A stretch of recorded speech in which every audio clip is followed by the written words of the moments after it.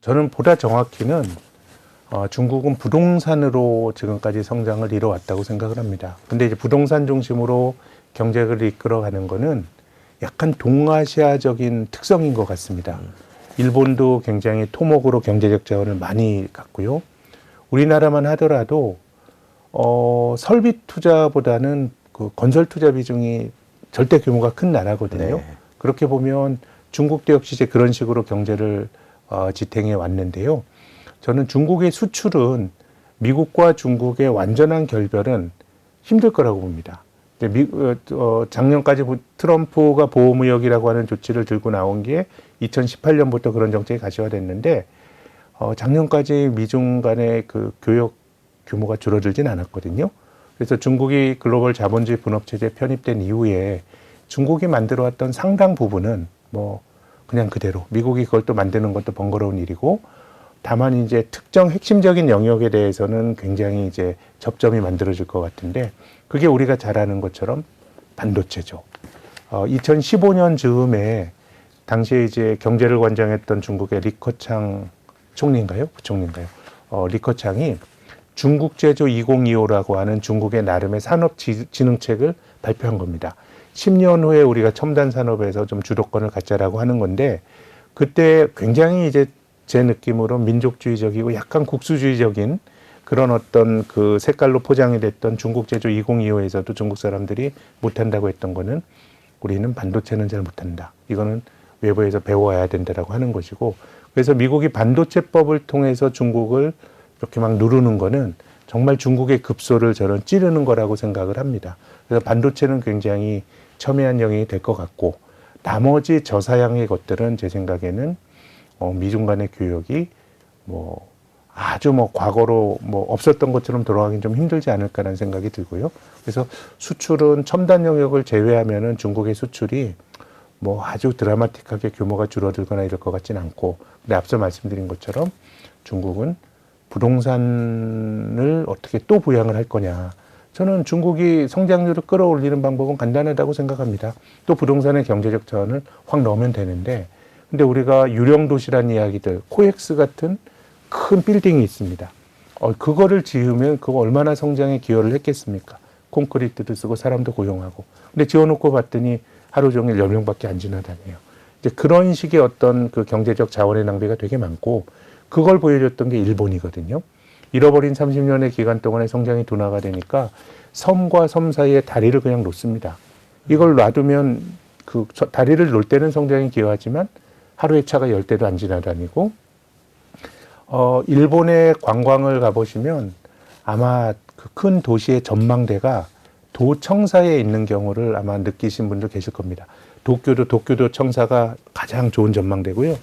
삿포로시도 그렇더라고요. 저는 그렇게 그 아주 경관 좋은 빌딩이 만들어진 거는 이제 더 이상 다리도 다 놓고 뭐 할 데가 없으니까 관공서를 다시 지을 정도로 토목으로 일본이 경제를 지탱을 했는데 그게 지을 때는 성장에 기여하지만 지어놓고 나면 거의 이제 매몰 자원이 되다 보니까 중국이 그거를 저는 알고 있다고 봅니다. 그래서 작년에 중국의 부동산 투자가 마이너스, 올해도 중국의 부동산 투자가 마이너스입니다. 그렇기 때문에 중국은 그 관료들이 부동산의 군부를 떼서 경기 부양을 하지 않는다라고 하는 건 장기적으로 좋은 선택이라고 보는데 근데 다른 측면에서 보면 야 그거 말고 중국이 뭐 가지고 성장할 수 있을까라고 생각하면 좀 답답한 마음이 들고요. 그래서 저는 중국이 부동산 부양을 하지 않는다 그러면 장기적으로는 그게 올바른 처방이라고 볼지라도 중국의 경제 지표가 뭐 눈에 띄게 좋아지기는 좀 저는 힘들 거라고 봅니다.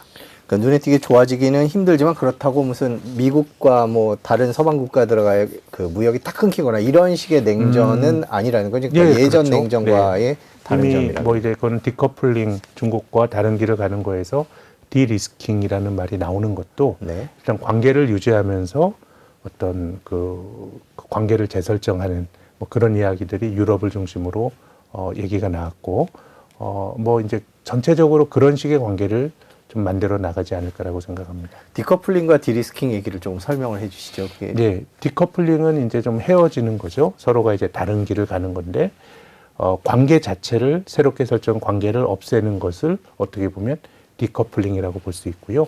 기존의 관계에서 아무튼 뭐 중국이 보여주고 있는 뭔가 그 개혁 개방 시대에 보여줬던 모습과 다른 권위주의적이고 이념지향적이고 탈실용주의적인 그런 모습들. 최근에 중국이 그 반간첩법 뭐 이런 게 저는 권위주의 상징이라고 봅니다. 이게 서구가 생각했던 중국과 전혀 다른 겁니다. 89년도에 중국이 개혁 개방 초기에 천안문에서 비극적인 사건이 있었고 그때 서구가 이제 경악을 했죠. 야, 어떻게 저렇게 무도한 모습을 보일까라고 했는데 그때 중국을 옹호했던 많은 사람들이 지금은 성장 단계가 저래서 그래. 사람들이 경제가 성장하고 또 소득이 높아지고 그러면 절차적 민주주의라든가 이런 요구가 있을 거고 우리나라가 87년도에 직선제라고 하는 거를 국민들의 힘을 얻어낸 것처럼 실은 그런 생각을 했던 것이죠. 근데 그 전망은 완전히 지금 어긋난 것 같아요. 중국은 다른 길로 이제 가고 있는 거니까 중국이 어쨌든 우리에게 익숙한 중국이 아닌 것은 분명한데 경제적으로 이해관계가 너무 밀접해졌기 때문에 디커플링에서 헤어지는 것보다 그런 위험 관계를 유지하면서 위험 관리를 하자라고 하는 게 디리스킹인데 몇 달 전에 이제 유럽에서 그런 이야기들이 나오고 있고 우리나라를 비롯한 이제 세계 곳곳에서 이제 뭐 그런 주장들이 나오고 있는 것 같습니다.